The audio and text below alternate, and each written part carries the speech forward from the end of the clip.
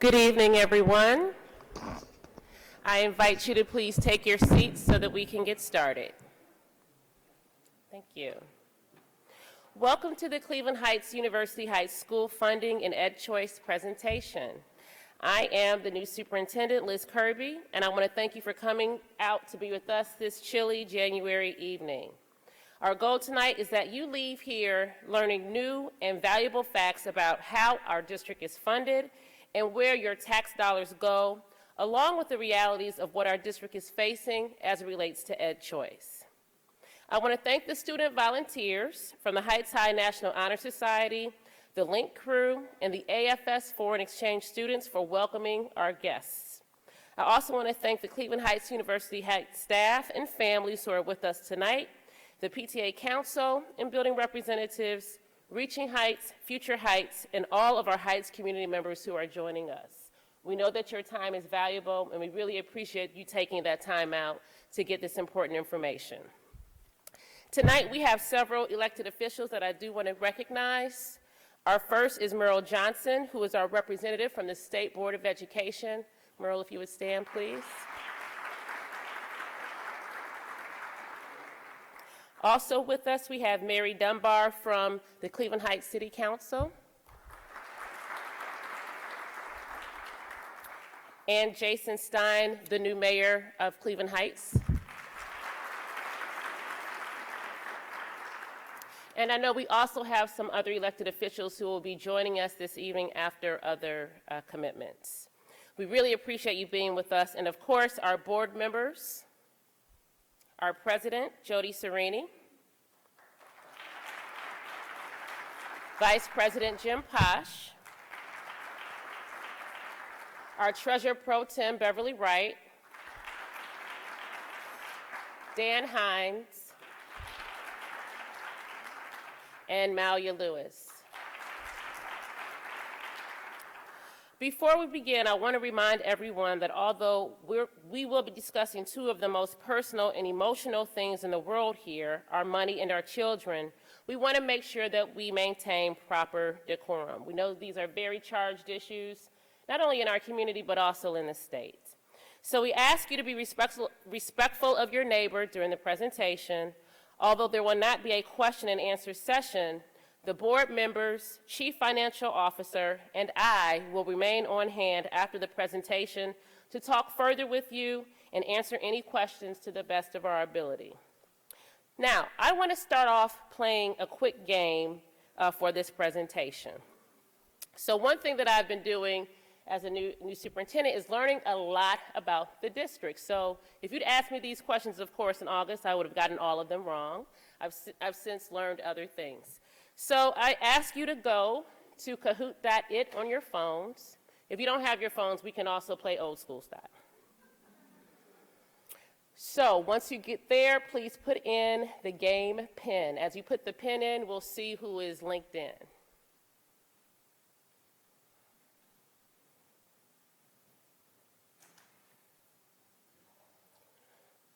All right, do we have any players yet? We're still waiting.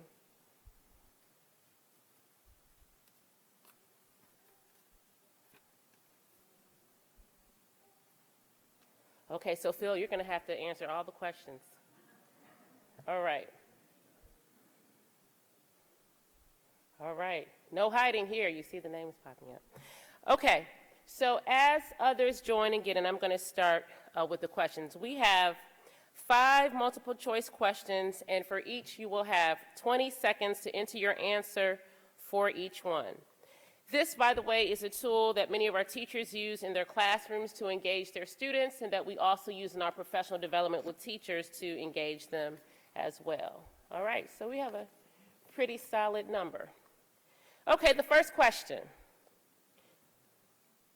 What is the average annual cost per student in Cleveland Heights, University Heights schools?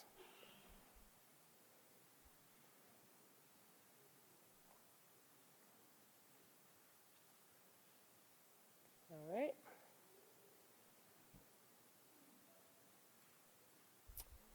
And our answer is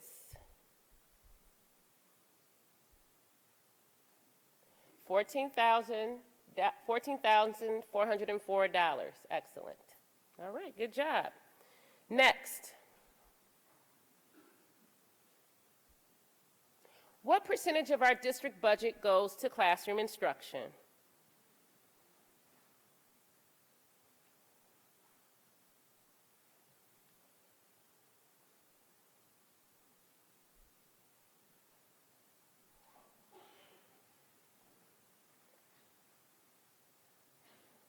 All right.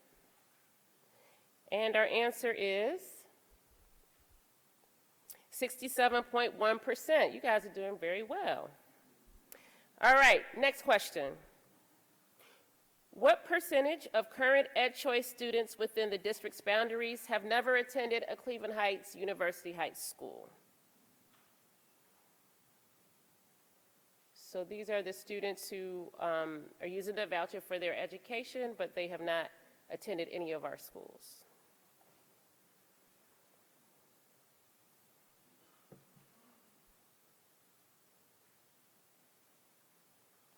And the answer is, you are correct, 90 to 100%. The actual percentage is 94%, and we'll be talking about that.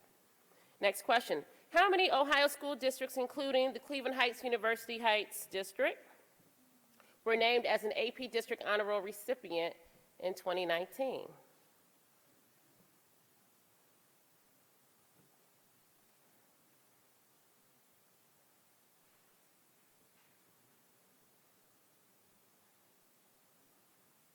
Now, if you watch the board meetings, you know these answers. All right. Once again, most of the audience is correct. It is 9. We are 1 of 9 with this honor in Ohio.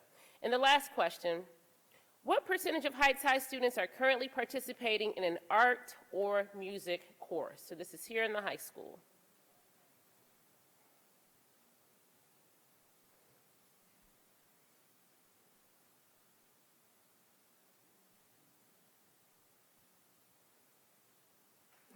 All right, and the answer is excellent. That was the highest responses. That was the most correct in the room. 42%, exactly. So this is just a warm-up to some of the information that I'll be sharing later on in the presentation. We will be going into more detail, but we wanted to get you engaged and to really see what the baseline knowledge is of the room around some of the critical facts for our district. So I'm now going to turn it over to our board president, Jody Serini.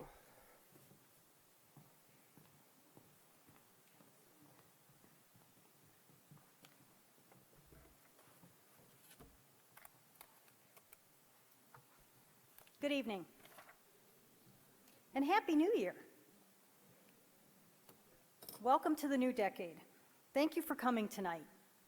And I don't know about everyone else, but usually I really enjoy seeing these, beginning of a new decade, end of a new decade stories that you see in the news this time of year. However, this year they were pretty grim, especially locally. How many of you saw this story, the most impactful stories of 2010? It was in the Cleveland Plain Dealer on New Year's Day.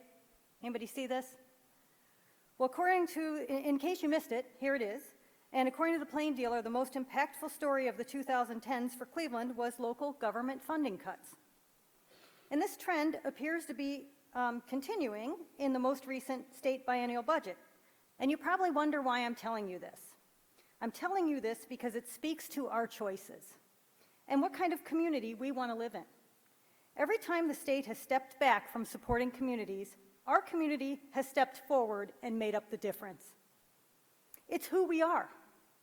And a lot of other communities haven't. And are those places that we want to live?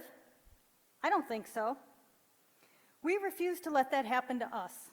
We appreciate you and all your support. We wish we weren't the ones to have to ask for more. The purpose of tonight is to explain the position our state officials have put us in and what we are doing to fight back and what we've been doing to minimize that ask. That's right, fiscal responsibility isn't something we expect only of the community. The Board of Education has made tough decisions and significant cuts, and tonight we'll cover the sacrifices that we've asked of our children. The issue of school funding often brings strong emotions. Before I begin, I want to stress that one of the greatest attributes of our community is that we are diverse and inclusive, and that is something we must protect and preserve. The topic of vouchers, also called scholarships by the Ohio Department of Education, can be highly charged. Across the state, we are seeing this topic pitting communities against each other. We cannot let that happen here. We cannot let this issue divide us. We need to unite our diverse interests to solve this situation which is affecting us. And that's why we're asking everyone in our community to unite around the idea of funding vouchers from a separate state budget. We'll give more details about specific actions that you can take later in this presentation, but first let me explain how vouchers are contributing to our need to ask our community for a levy and why the way vouchers are currently funded is not sustainable. As I walk through this, I implore you to direct your emotions not at a friend or neighbor who is using a voucher. Instead, direct it at our state lawmakers. They are responsible for creating this problem, and they have the power to fix it. So first, a little history on school funding, and I'll try to cover this fast because I know it is in the handout. But once Ohio was granted statehood in 1803, it wasn't until 1825 that Ohio's government created a common system of schools for public education. This was financed with a half-mill property tax. Between 1825 and 1975, there was a series of ever-changing sales taxes on goods, but the one thing that is, consistent is that those no longer go toward education. In 1975, the Ohio Lottery was created, and there was much fanfare that the profits of this were going to go to education. However, all of the money that came in from the lottery was offset by money that was then transferred to the state general fund. So it was really a wash for the schools. In 1976, House Bill 920 passed. House Bill 920 froze property taxes at the amount of their original assessment. This means that the revenue school districts take in from local properties do not rise with inflation. This law is a major reason why school districts have to put levies on the ballot periodically. Since 1997, the Ohio Supreme Court has ruled multiple times that our state's form of school funding is unconstitutional, but lawmakers have done nothing to fix this problem. In 2005, EdChoice was created. This provided scholarships or vouchers to enable students from designated schools to attend private and non-public or religious schools. Between 2005 and now, a couple of additional scholarship vouchers have been created, and most recently in July, EdChoice was expanded again, and the state froze education funding for the next 2 years. The original intention behind EdChoice was to enable students to leave schools that are considered failing, and that would be failing according to the state report card. And I know there's a belief that if we just improved our performance, we could get out of EdChoice. However, across the state, we are seeing how inherently flawed the report cards are. That's why you're starting to see so many news stories about it. 2/3 of districts across the state now have a school labeled as failing. And even our lawmakers are starting to admit that it's not necessarily the schools, but the state report cards themselves that have failed. Let me give you just one example of this. As many of you know, one of the things that we as a district have worked really, really hard on is to improve our graduation rate, and we've successfully done that. As you can see from this chart, our 4-year graduation rate is above the state average, but our high school is in EdChoice. How can that be? If you recall, in the years of 2015 and 16, 16 and 17, 17 and 18, the state changed the test multiple times. And I probably won't get all the acronyms right, but I know we had the OAA, we had the PARC, we had the AIR, we had all these different tests. And because these state tests changed so much, the state deemed these years as what they call safe harbor. And they decided not to count the tests from these years. However, the state report card is based on 3 years of data. So the current report card for this school year is based on graduation rates from the 2012 and 13, 2013 and 14, and the 18-19 school years. So by using old data from students who are now 25 and 26 years old, our high school is in EdChoice this year. This is how absurd our state report cards are. And that's why, according to the state report cards, 2/3 of the school districts have a building in EdChoice. We know 2/3 of the districts don't have a building that are failing. So welcome to the crazy world of school funding. So how are CHUH schools funded? There's a state formula that's based on district wealth. It's based on actual students and special needs. We get about $21 million in state funding from the state.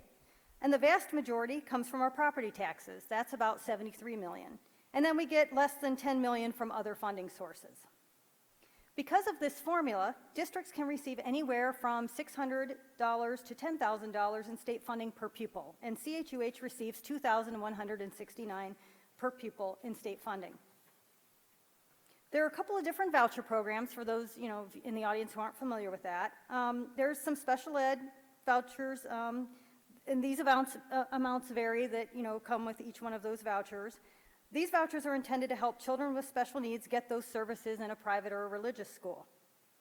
Another voucher program covers community schools, which is another name for charter schools.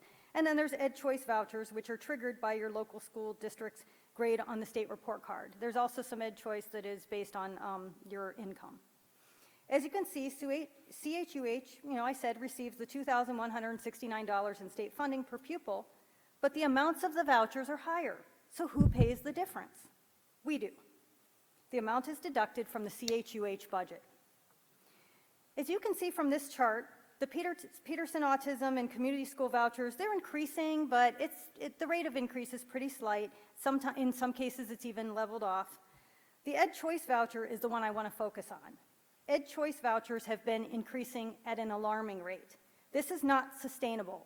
And even if you use a voucher, I think, by the time you see this presentation, you'll realize that even long-term funding of this program cannot be sustainable in the future.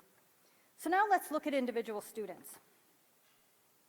As we said in the Kahoot, a little over 1,400 students who live in our district are using the EdChoice voucher, but 94% of those students have never enrolled in, nor have ever attended our schools. This indicates that many of these students are not fleeing a failing school. They never intended to come here, regardless of what grade we got on the state report card. Many in our community who choose private schools do so for cultural or religious reasons. And that's one of the great things about our community. We're diverse, we're inclusive, and that we've always had lots of school choice just because our community has long been home to many private and religious schools. But let's look at an example of how a kindergarten through 8th grade voucher impacts individual children. For the 2018-19 school year, CHUH did receive the $2,167 per pupil in state funding. An EdChoice voucher for a student in kindergarten through 8th grade is $4,650. Where does that difference come from? Both student A and student B do receive the $2,167 in state funding, but the voucher amount is $4,650. 100% of student B's state funding is deducted from the CHUH budget to pay the private school's tuition. But that's not enough. How does the student receiving the voucher get the full amount?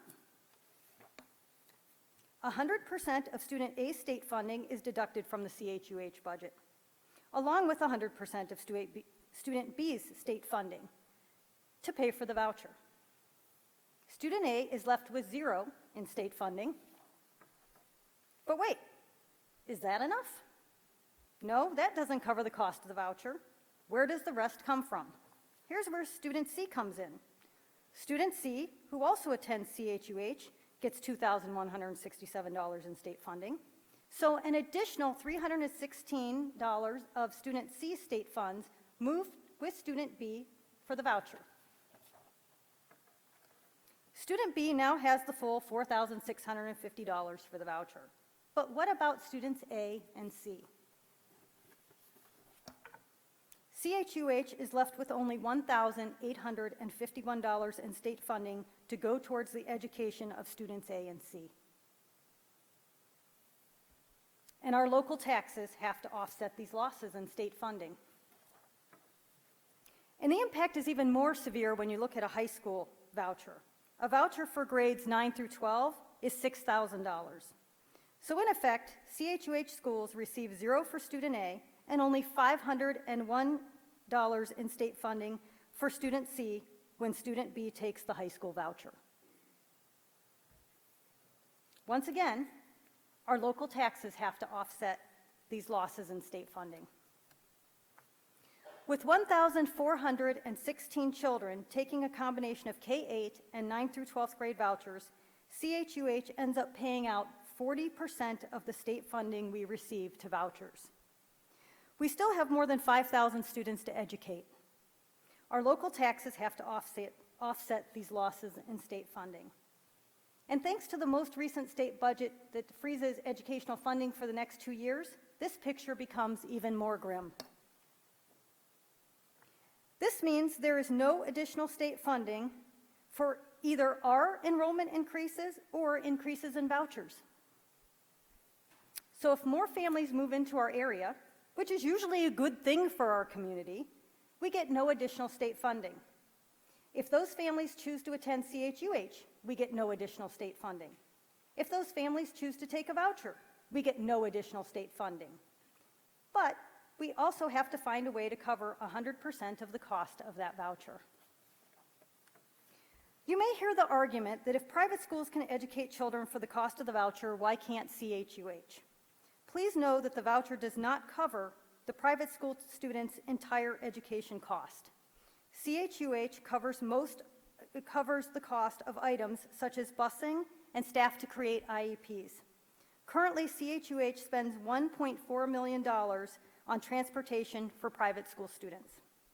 Also, private schools do not have to comply with all of the unfunded state mandates that public schools have to comply with, and they get to select which students they want to accept. And often the students they do not accept require the most services and therefore require additional funding to educate. You may also hear the argument that if CHUH doesn't have to educate student B, then it's saving us money, right? We should be able to reduce costs. We may not be educating student B, but we do have to educate the more than 5,000 students who are attending CHUH schools.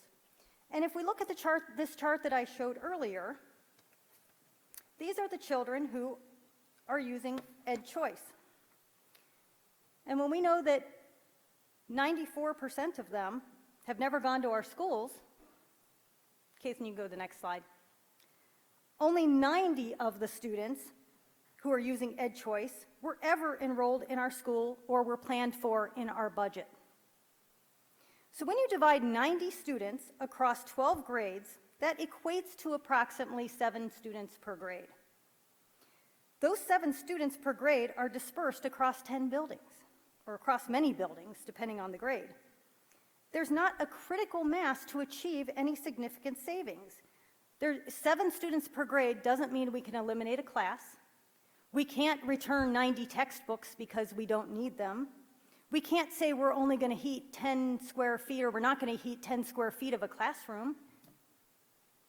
It's the economy of scale.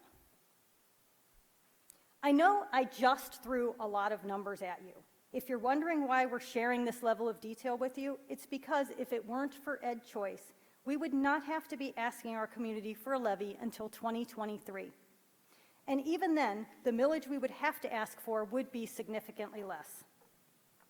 This is clearly unsustainable, especially when you factor in some of the rules of EdChoice and the recent expansions, such as once a child is granted a voucher, that child is entitled to it for the rest of his or her K through 12 schooling, regardless what grade their local school is getting on the state report card. Previously, a child had to be enrolled in a public school before taking the voucher. Then that provision was relaxed to include incoming kindergartners and students moving in from out of state. Now that provision has been eliminated for high school students. Now I will turn it over to my fellow board member, Dan Hines, who is going to cover what we as a board have been doing about this and what you can do about it. Dan?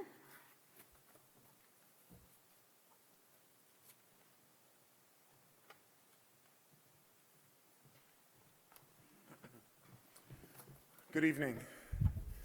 I must say it is really reassuring to see such a full room of people who are so passionate about this issue, and I really appreciate the fact that we have people who are on, who come from many different perspectives of this issue. And it's really important that we all begin to have these discussions together. This is one of the most wonderful things about this community. I think it's what drew all of us to live in this community.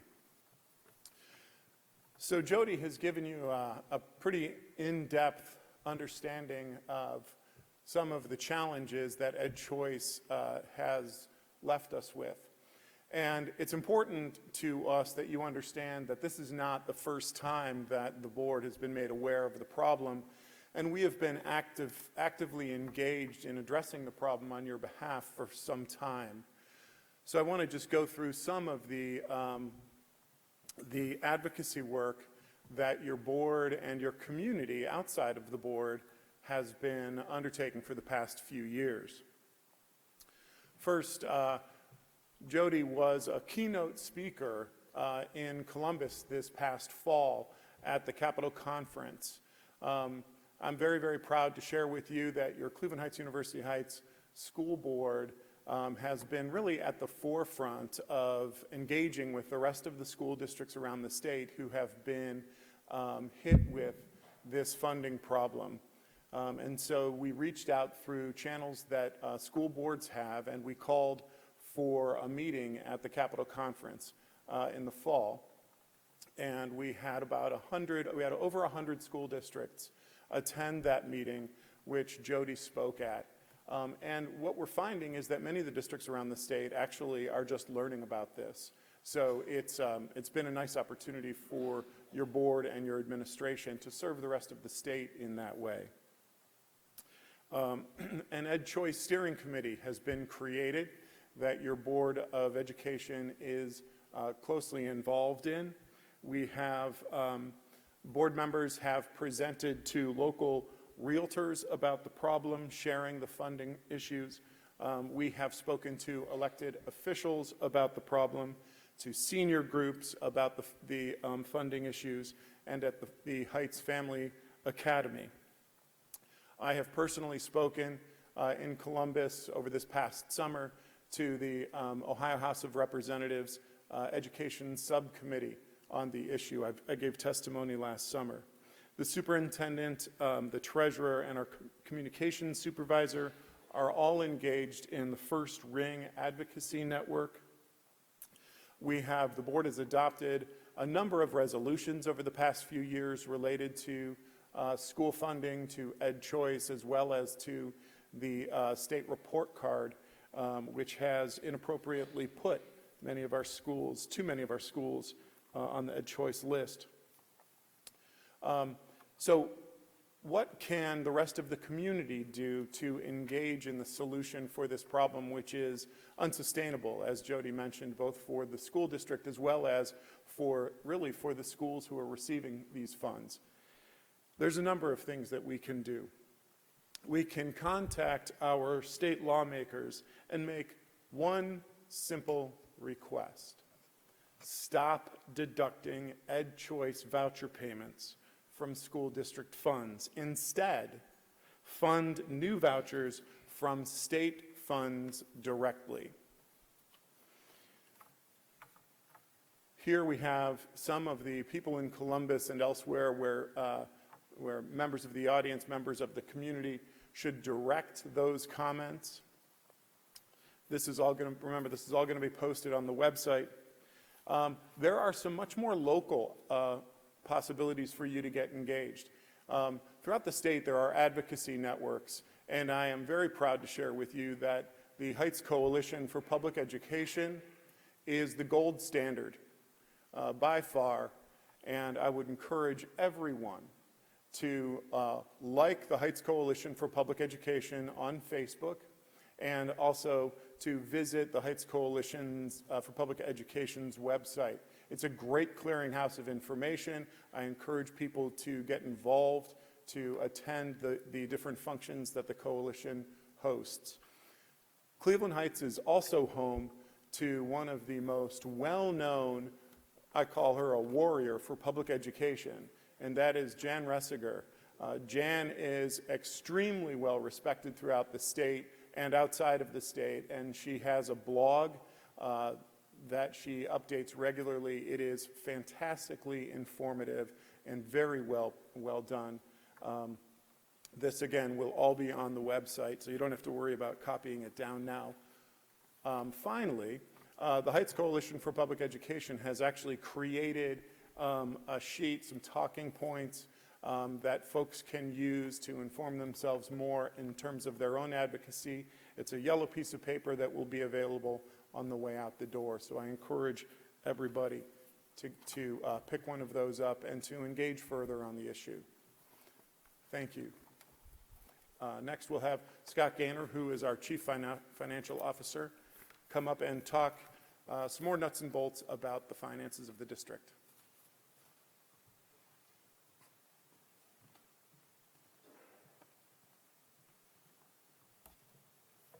Thanks, Dan. Good evening. So this is my 25th year here at Cleveland Heights University Heights City Schools. And what I want to do tonight is kind of continue the conversation that we're having about some general school funding concepts, and also to try to answer some frequently asked questions, both that I've received recently, but also some questions that I see repeated over my course of years. One thing that people have a hard time getting a handle on is there's this notion that school funding in the state of Ohio is a shared responsibility between the state and between the local community. Well, it is a shared responsibility, but you can see from the graph we have here, it's not an equally shared responsibility. You know, there's clearly a majority of the revenue that comes to our schools is from property taxes. Here it's 63%. So, as was mentioned previously by Jody, you know, this method of funding schools has been ruled unconstitutional multiple times by the Ohio Supreme Court. And it has been ruled unconstitutional because of the over-reliance on property taxes. And really what a result of that is that different communities have inequitable education because certain communities can and will choose to support their schools over what others might. So that was the basis for that. I will often, based on those taxes, get a question about, well, why are my taxes so high compared to perhaps my neighbor in another community? And you know, that's really a function of the services we provide, the programs that are offered. I know the superintendent's going to talk a little bit about that later. But one of the other things that I think needs to be remembered is that Cleveland Heights University Heights is 83% residential. So, you know, unlike a Solon or a Beechwood or a Mayfield that has a significant commercial or industrial tax base that helps offset some of the burden of funding public schools in our communities, which is one of the things we love about the Heights, it's primarily residential. So homeowners actually end up, you know, bearing the burden of a lot of the funding of public schools. And also, as Jody mentioned previously, you know, for, per pupil, state funding is frozen for the next biennial budget. So for this school year and next school year, we're receiving the same amount of money from the state that we received the previous year. The next slide we have here is the general fund expense. So people will say, okay, so I see where the money comes from, where does the money go? Again, the superintendent's going to speak to some of the programs and services and supports that we have in place, but big picture, what you can see here is that public education is a service industry. We are staff supporting students, providing services to kids. 80% is generally the standard you'll see for the amount of budget that is staff. Ours is slightly lower this year. We tend to be around 80%, but you see that we're trending about 75% now because the ratios are off because of that 19% green area, which is these vouchers that cost of those continue to increase. So what we like to do is find benchmarks. We all like to do this. We all like to find benchmarks. We all like to try to compare ourselves to other districts. That's the whole purpose of the state report card. And it's one of those things where there are many, many different calculations out there. In fact, we find a lot of people who are doing their own calculations. And that's fine, but I think there are some things you have to consider and some things you have to remember that we'll go into. But one of the things that we want to note here is for our purposes tonight, and you saw that in the Kahoot earlier, we are using the numbers that are submitted to Ohio Department of Education and that are represented on the state report card. That's the measure and the verifiable, identifiable source that they use to use for EdChoice designation, but also there is financial data that's provided there too. So this is a snapshot, a screen. The link is at the bottom, but if you go to the Howe Department of Education's website, you can go to my report card, find my district, and when you do that and go to the tab that has finances there, you're going to see the numbers we're going to share with you tonight, which is the $14,404 per pupil that we're spending annually. So what we did is that same calculation or that same report for multiple districts in the area, just again to try to draw some comparisons to see how we compare to other districts that are near us. So you see that at 14,404, we're above the average there of 13,608, and you see, for example, the Beechwoods and the Shakers a little higher. You see the Euclid much lower, but again, it's one of those data points that you can look at, but it doesn't necessarily tell the whole story. And so that's kind of the caveat that I want to give when anyone's doing their calculations or looking at these numbers. The next slide will show you that often it is not an apples-to-apples comparison, or that you really have to dig deep or look at multiple data points when you're trying to do these comparisons and calculations. So, someone will say, I've looked at your budget, I've divided it by the number of pupils, and your costs are way higher than X district. Well, sometimes you have to consider, does your data source include the cost of the vouchers that we have? Our 5-year forecast does. I can tell you Cleveland Heights University Heights disproportionately affected by vouchers, EdChoice in particular. In fact, we are 6th in the state in terms of dollars going to EdChoice vouchers. The only 5 that are above us are 5 of the big urban 8. So, and we're first in Cuyahoga County. So we have a significant amount of money going to EdChoice vouchers that can skew those numbers if that's one of the data points you're looking at. For example, some districts have preschool costs. We have preschools. Other districts might not have that. Districts may or may not host a career technical education program. As we do, we're the lead for our 5-district consortium, so people could be capturing costs in any calculations that they're trying to do. And even something as simple as, over the years, people have said, well, what about Lakewood? Lakewood's costs are lower, why aren't yours that low? And until you pick up the phone and actually talk to someone from Lakewood, you can't necessarily know why that is. Again, it's the programs, it's the supports. But for example, Lakewood doesn't bus students. So that's millions of dollars that our district and other districts would pay that isn't a cost of Lakewood's. And again, it's not something that you would necessarily know or see from just doing these comparisons. Or, as we do, we will bus elementary students who are more than 1 mile away from their school. Some districts will only bus elementary students if you're more than 2 miles away. So there are many, many factors that you really have to look at and consider when you're trying to draw these comparisons. So that's just, a few caveats that I want to give, because I know a lot of people do that, and even with the ODE numbers, you still have to ask those questions as you go through. The next slide is another question that's sometimes asked in a benchmark that ODE puts out there, which is, so of that spending that you have, how much of it goes to the classroom? Because that's often a question that people will ask. So again, and I think this was one of the Kahoot questions that we had, we took those same districts, we did an average, but also ran those reports from the report card, and you can replicate these numbers yourself. But you'll see we're on the high end of that benchmark at 67.1% versus 63 of the average and 58 of the average across the state of spending that is directly related to classroom instruction.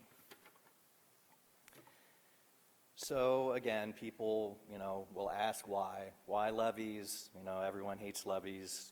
You hate to talk about them. We hate to talk about them. People have a hard time wrapping their head around the fact that there's just no progressive revenue source. There's not a source of revenue to districts that increases with inflation.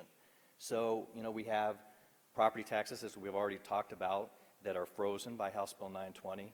And again, you hear how that House Bill 920, but for example, what that is, say we passed a levy in 1980 for whatever amount of millage, and it was bringing us $5 million back in 1980.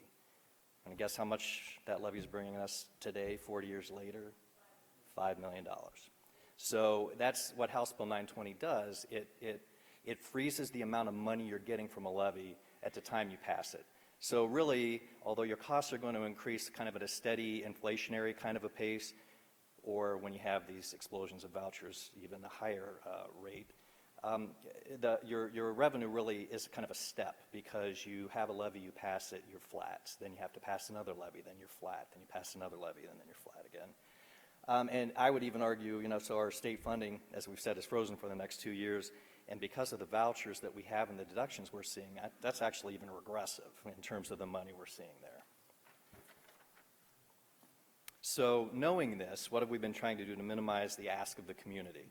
Because again, there are lots of programs and supports that our educators believe are important for our kids, many things that the community expects, but we try to remain sensitive to the high tax burden and also try to balance this efficiency and effectiveness.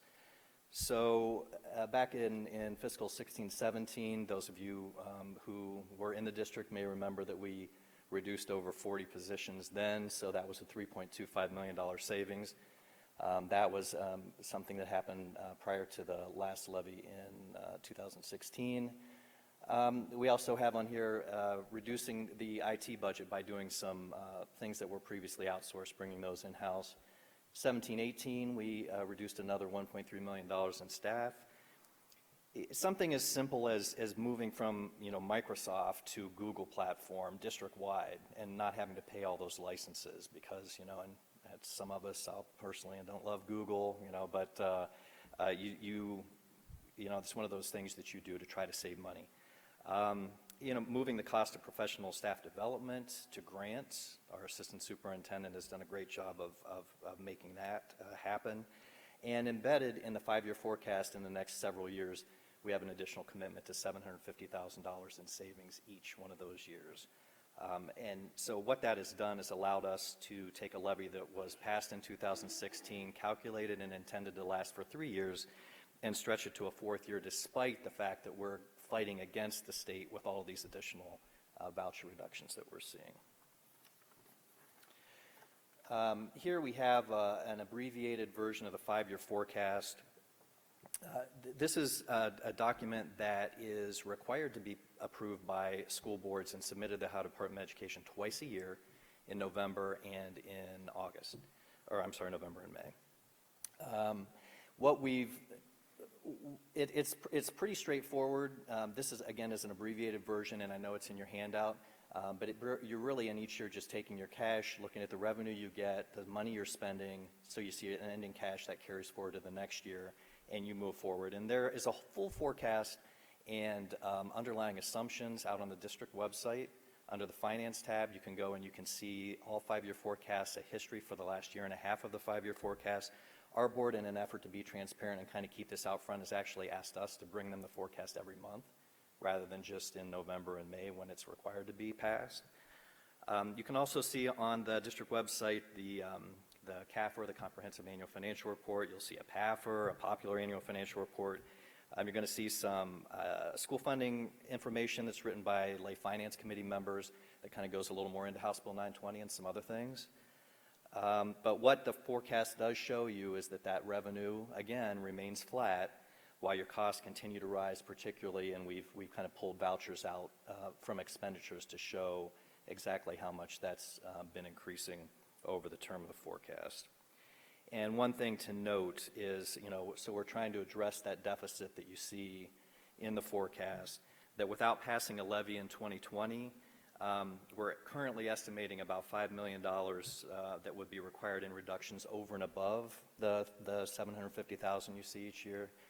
And again, if you'll remember in the previous slide, 75 to 80% of your budget is staff. So when you're talking about $5 million in reductions, you're really talking about reducing staff, reducing programs and services that you're providing.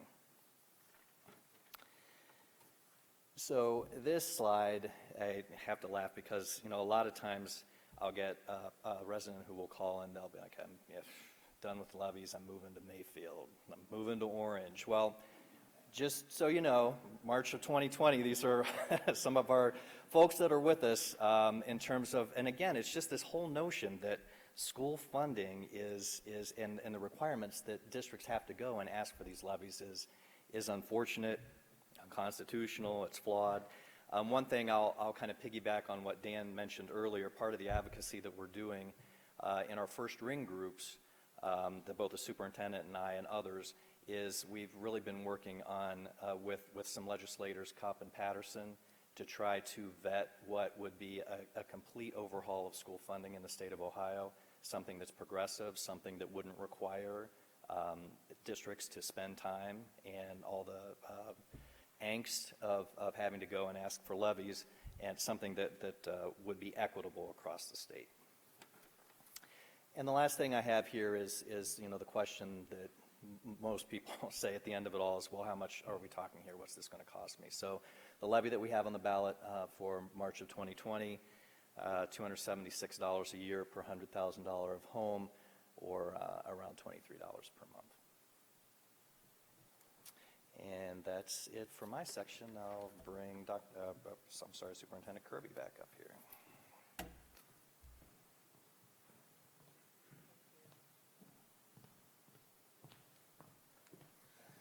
All right. As I start this next session, I do want to recognize Cleveland Heights City Council member Melody Hart, who was able to join us. I know she was coming from another meeting, so if you could stand, please, be recognized.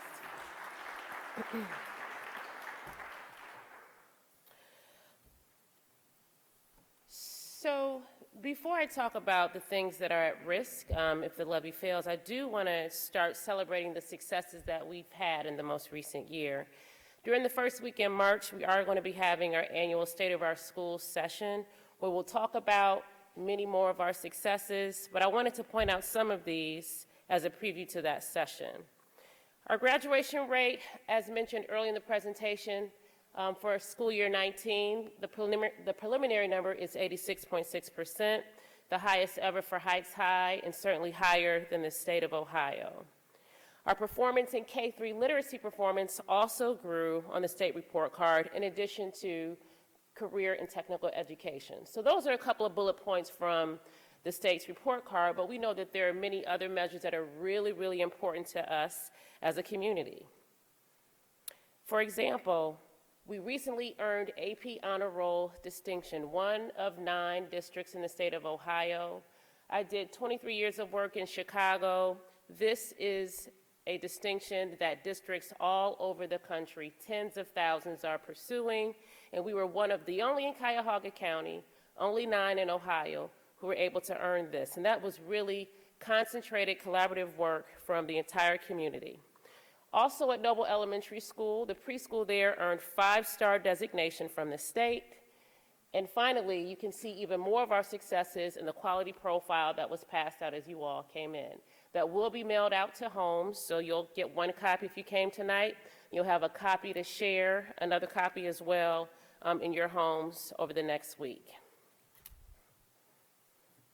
So we're in the last year of a 5-year strategic plan, and it's anchored on 5 key goals: student outcomes, educational approach, parent and community, valued professionals, and a culture of excellence.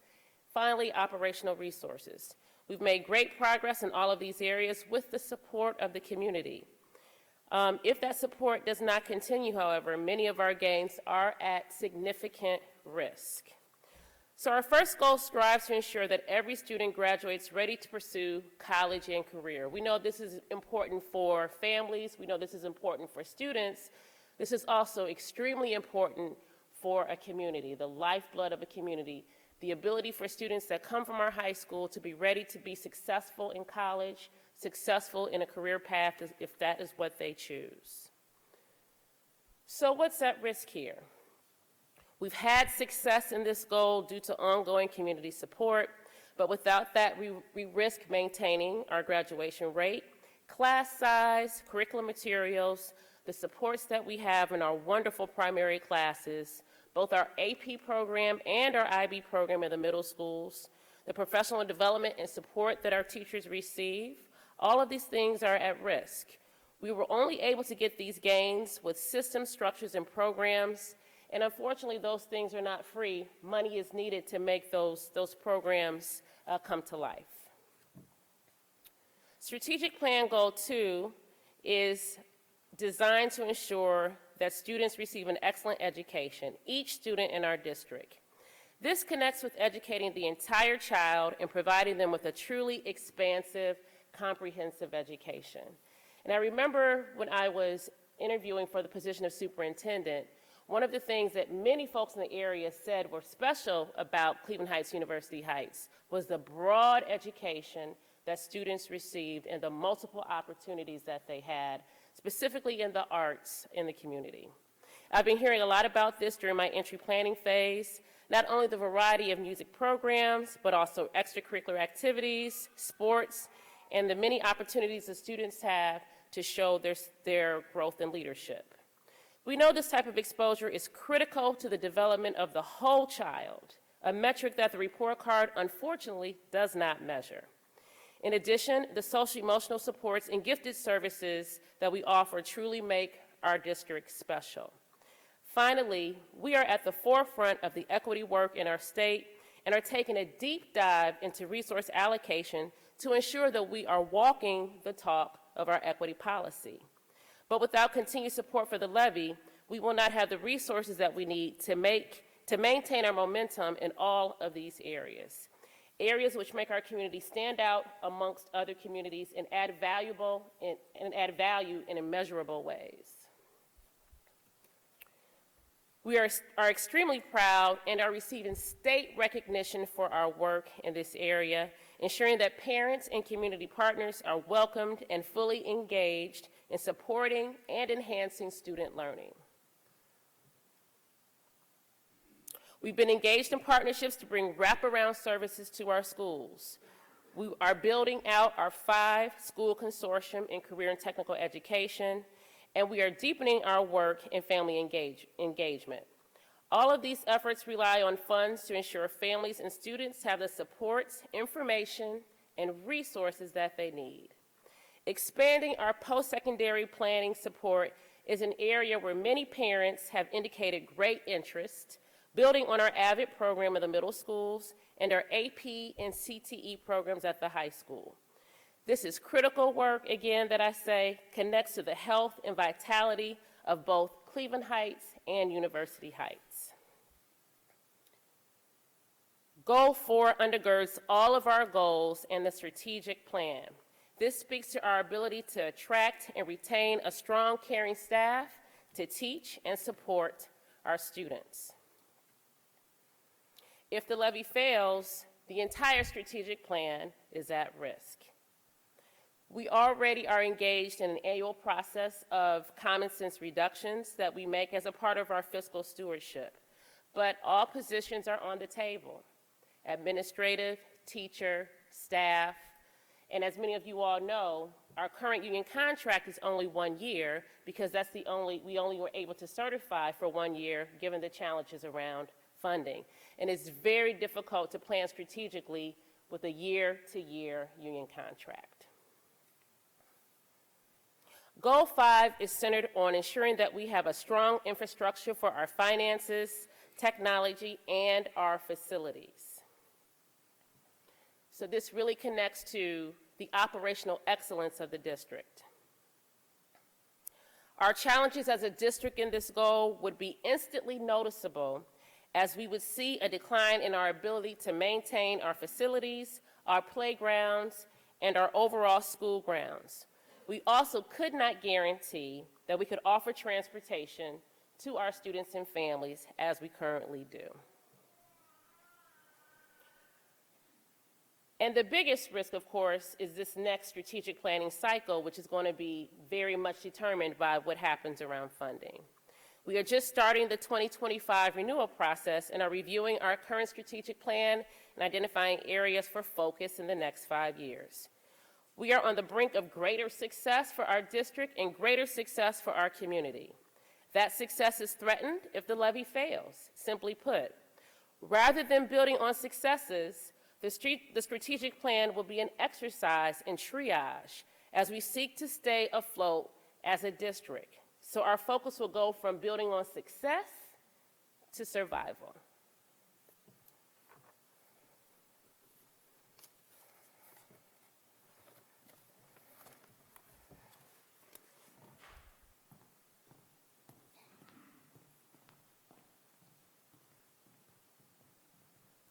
I'm following the instructions. Walk behind the screen.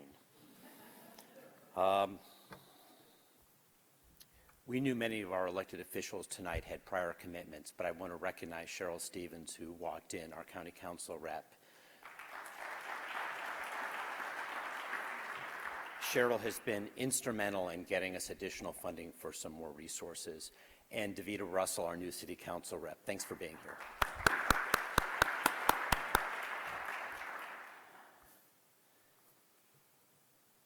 I'm here because my 2 children received a great education in the Heights schools.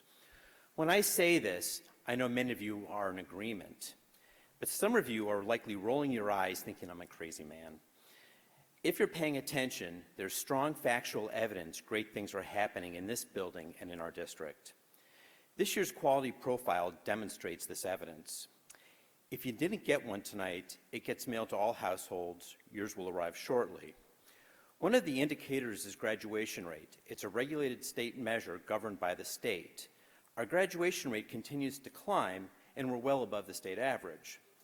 But last year, the state put us on their EdChoice list because they designated this building as low performing.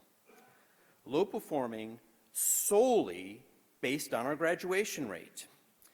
But remember, that measure is above state average. The graduation data they're using ignores all recent data except for the last 4 years and instead goes back to 2012. That's state law.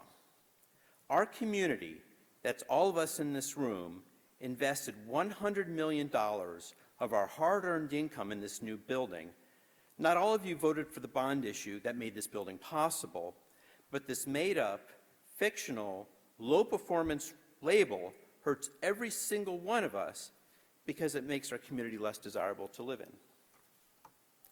I understand the concern when we must put a tax levy on the ballot. But what about the outrage of this EdChoice craziness? Ironically, if it wasn't for EdChoice, we wouldn't need this levy. We're not losing kids to EdChoice. Our state aid funding is being lost because of EdChoice. If the state Republican leadership want EdChoice to appease their base of supporters, then please fund 100% of it and put it in your budget and not take the monies earmarked away from our students.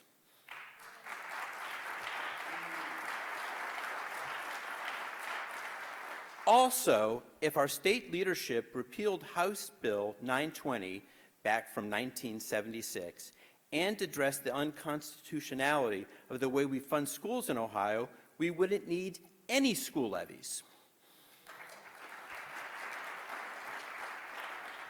I mean, maybe we should look at what other states do. We're one of the few states that have to do this. If we don't ask for this levy, our schools will be much less than what they are today, and our taxes will still be high. I've been on the school board for 4 years. During this time, we've cut over $5 million in annual cuts. We promised to make the last levy last 3 years. We stretched it for 4. There's so much misinformation being spread around about our costs and our successes. As much as I believe the state report card is horribly misleading when it comes to letter grades, the handout details our state report card comparative cost per pupil and salary data. These are real comparative numbers from the state and not social media. The people spreading this misinformation on social media want you to think the comparative numbers are much higher and the comparative gaps are greater, and in some cases manipulating the facts to exaggerate their positions. For example, you're going to see these people saying CHUH spending $80 million, $150 million, and up to over $1 billion more than comparative districts. This information is disingenuous because the comparisons are not apples-to-apples comparisons, and they're not factually accurate when you look at the report cards. And with the billion-dollar number, they're multiplying their number out 20 years. Seriously, 20 years? How can you realistically compare something 20 years out? You're going to see complaints on the way that we pay our nurses. The way it's published, it lists the average of just 4 of our nurses and conveniently ignores the balance of our entire nursing staff. This isn't an accurate analysis. This headline quote, 64% of teachers average salary of $90,200 per year. Well, if it's an average, then look at the average of all 100% of our teachers. The real average for all our teachers is on the report card handout. By reviewing this, it's clear to me alternative facts has come to the Heights. Be very careful with what you believe on social media. It's still a wild, wild west with little regard to civility and reality. For those that get great joy in needlessly attacking us, all I can say, your words are a weapon that end up hurting the very same community you live in. I'll be the first to admit we have a lot of challenges, and we're working really hard to address those. And high taxes is one of them. For this levy, the cost is $23 per month based on a $100,000 home. Locally, there are 9 school levies on the ballot this March, and I am sorry we have to be one of them. As you can see from the district comparisons in the handout, our costs are high, but they're in line with like district spending. We'll be posting a video of this form on our website so everybody in the community can view it. I understand there's many questions. We've already addressed some of them tonight. On our website, we added a school funding question submission form.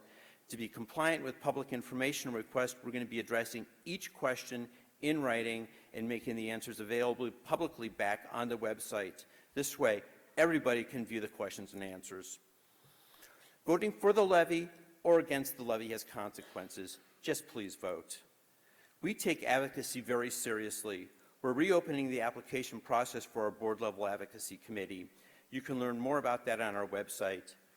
Please consider applying. Come to our State of the Schools address and the Heights Family Academy. These are open to the public. The dates are up on the screen. If you don't know how to find us on the web, we're at chuh.org, and you can find our contact, including all your individual board contact information on the board there. And I want to thank you all for your time. I know we're not always in agreement with things, but we are one community, and we just need to be civil with each other when we look at these kinds of things. Thank you very much for your time.